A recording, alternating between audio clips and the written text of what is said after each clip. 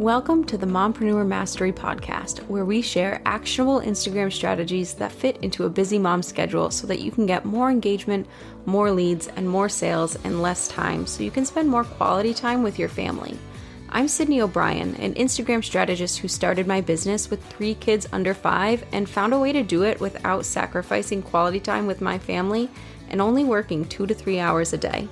I love helping other mom business owners find that seemingly impossible mom work-life balance instead of spending too much time creating content that isn't getting them the results they want.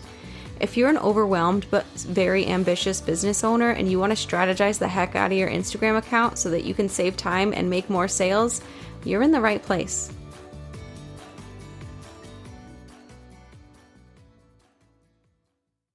Welcome to episode 14 of Mompreneur Mastery.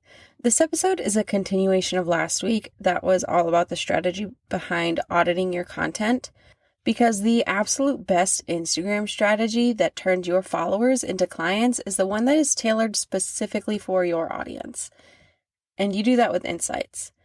And the best strategy for busy mompreneurs is one that they know will work rather than posting and hoping for results. You know, the one that saves them time as well, right? We want to see the biggest impact with our content, the impact in our business. So more leads, more engagement, more sales, and we want it in the least amount of time. So auditing your content by looking at your insights and then repurposing the content that gets you results is the ultimate mompreneur Instagram strategy. So like I said, last week we went over content audits, and I did one on the episode, so you learned what to look for, how to read the information, and how to apply it to your Instagram strategy to get those data-driven results. Today, I'm going to go over how to pick posts to repurpose and how to repurpose them. A few months ago, one of my clients, one of my full-on management clients, had a big drop in engagement and reach. And I'm sure we've all experienced this. As you know, it happens. There's definitely things that are out of our control when it comes to Instagram. Sometimes there's an update to the app, or Instagram just gets glitchy, or maybe there's a holiday, so there's more paid ads running for sales, like Black Friday sales, or, when Threads dropped, there was a decrease in Instagram engagement and reach because more people were on Threads checking that out. So it could be like any number of things, but we've all seen it. It happens. There's some stuff that is just out of our control. So when I was planning this client's content, I was looking through their insights and noticed these drops.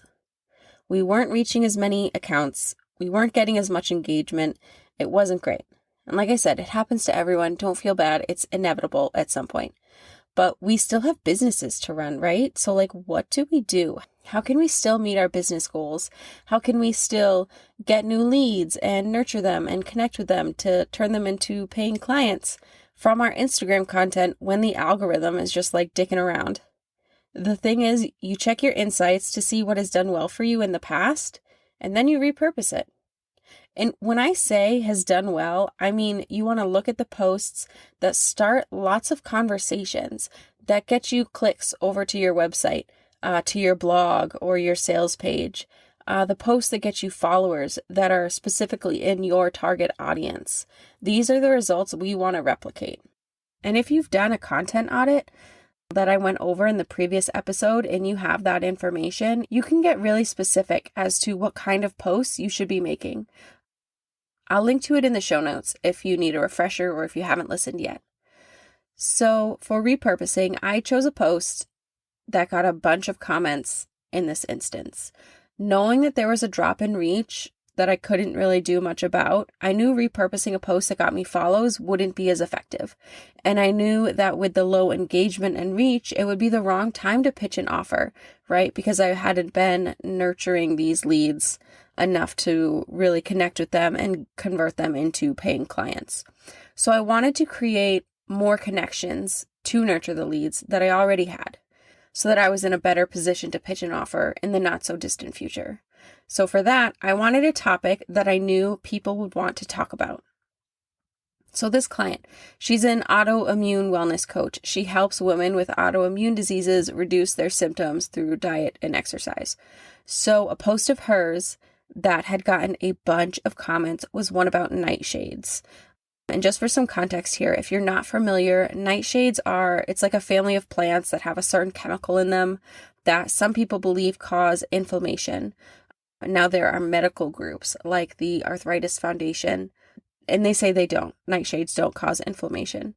So the fact that this got a lot of comments isn't surprising. These kind of touchy, like hot button topics in different niches, they get a lot of comments because people have big opinions on them and they want to share.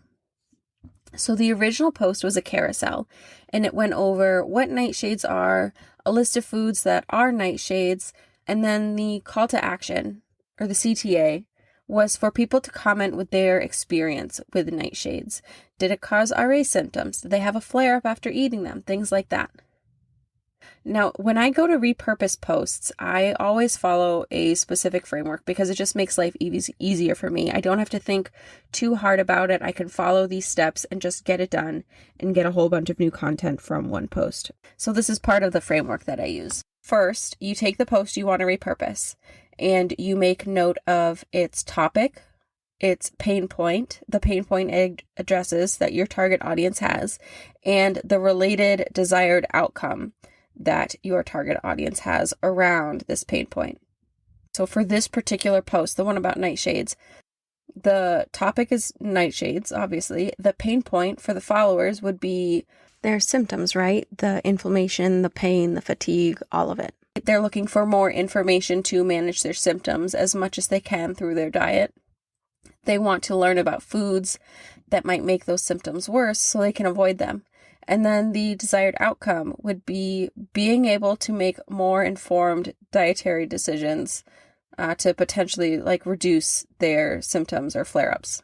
Okay, so now I have the post topic, the pain point, and the desired outcome.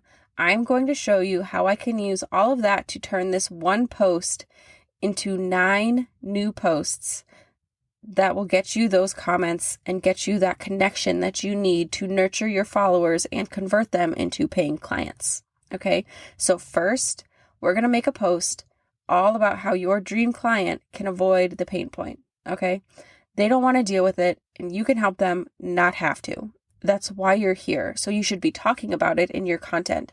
So something like the hook could be suffering from RA flare-ups, nightshades might be the culprit. And then later in the slides or the reel or the caption, depending on what type of post you're creating, explain what nightshades are, the general thoughts around them, and have a similar CTA as you did in the first one for comments that is super related to the topic. All right, so that is one post down. Let's talk through another one. Now what we're going to do is focus on the desired outcome. So consider the topic and the desired outcome your dream client has around this topic and talk about it. Give them some tips to get there. Give them a small taste of what your work does when you work with clients and how you get them there. You want to show that you know what you're talking about so that you're seen as an authority in your industry. You're building trust, and you're also just giving them a little bit of a win. So when it comes to whatever problem they have that you can help with, they know that you are the one that can help them. So a desired outcome-driven repurpose post for this example could be something like, ready to reduce your flare-ups through your diet? Here are 5 foods you might want to avoid. And then again, dig into nightshades, the topic, and the various takes on them. And again, you want to have that CTA asking for comments. All right, so we have 2 super easy repurpose posts done already. Let's find some more.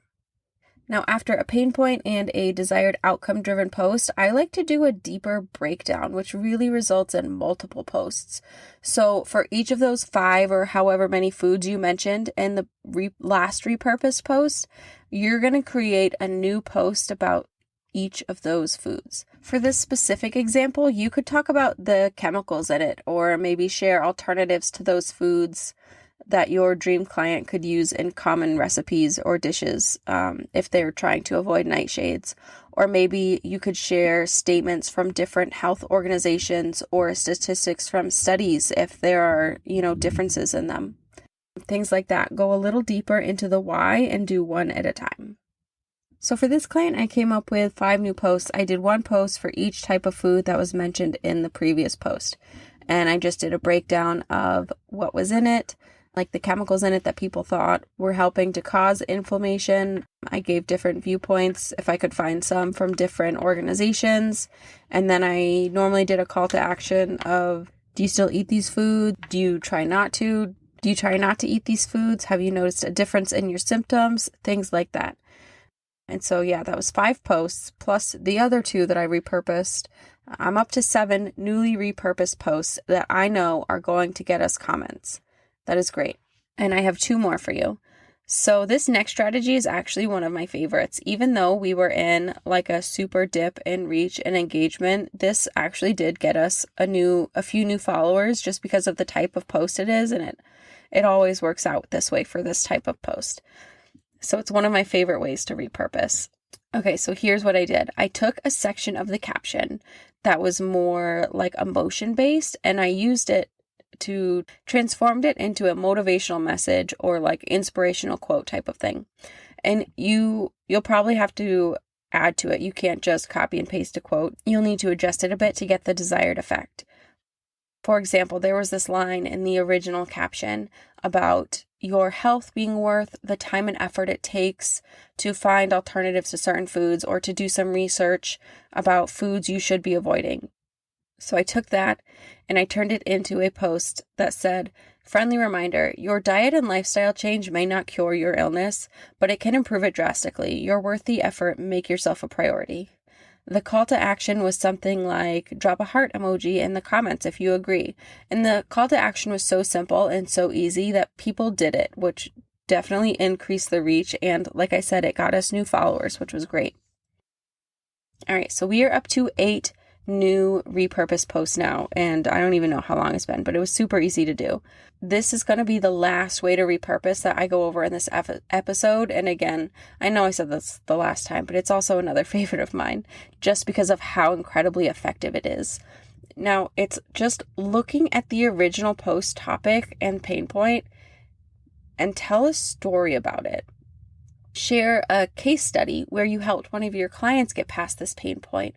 Or if you're new to the online business world, you can tell a story about how you got past it. Talk about those super relatable pain points to give them a glimpse of how you work, and also talk about the outcome. Talk about what happened because you were able to solve that pain point. What is life like for you now? What don't you have to deal with anymore because you are past that pain point?